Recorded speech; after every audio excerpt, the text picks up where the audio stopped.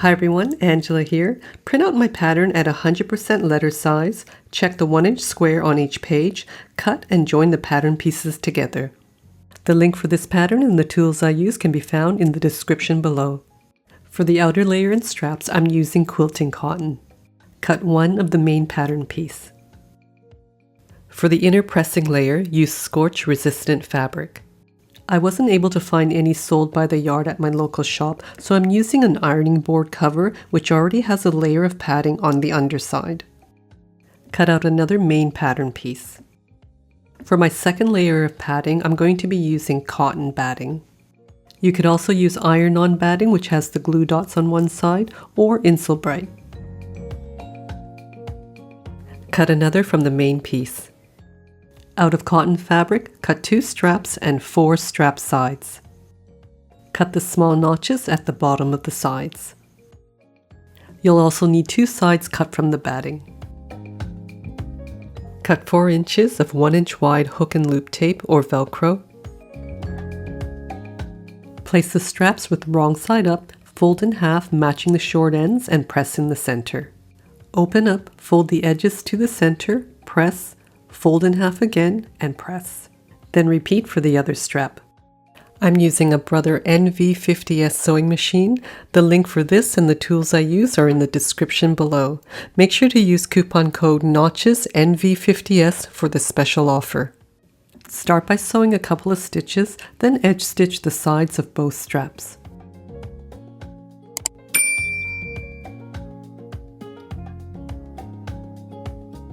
For the handle, we're using a 1-inch wide side release buckle.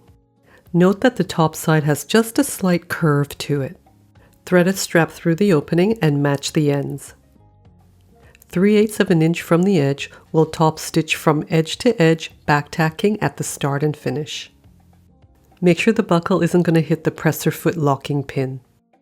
Start and stop from the edge stitching and then repeat with the other strap. For the strap sides, place the wrong side of the fabric on top of the batting. Center the strap along the short edge and then place the right side of the other piece of fabric on top. Match all the edges, clip in place, and then repeat for the other side. Stitch together just these 3 sides on both pieces. Use a 1/4 inch seam allowance, back tacking at the start and finish. At the corners, stop a 1/4 inch from the edge, have your needle down, lift your foot and pivot. Lower the foot again, continue stitching, and then repeat for the other piece. Trim the corner seams on an angle, making sure not to cut the stitching. Turn over to the right side, pull on the corners and the straps, and then adjust the seams so that they're right in the center. With the top side of the buckle facing up, stitch the long edges together. Sew a 1/4 inch top stitch all around.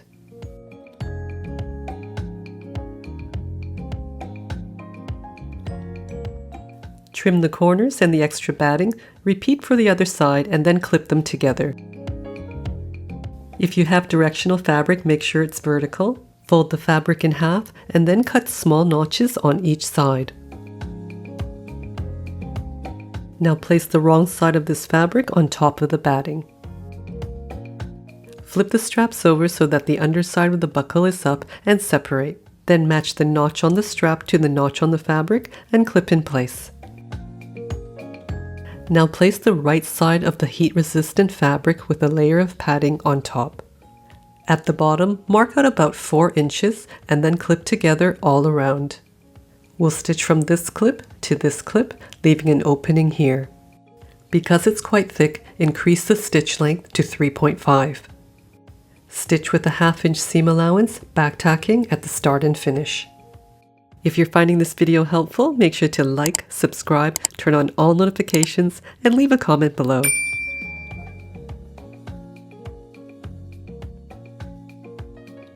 Trim all the corners, and if you want, you can carefully trim just the batting all around. Turn right side out, and then use a point turner or knitting needle to push out all the corners. Fold in the seams of the opening so that it's nice and straight, and then clip in place. Adjust the seams so that they're in the center and clip in place if you need to. Starting a 1/4 inch down from the top edge, sew a 1/4 inch top stitch all around, back tacking at the start and finish.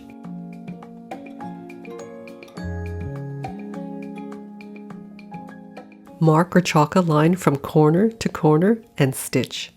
Start and stop your sewing from the top stitching and not from the corner.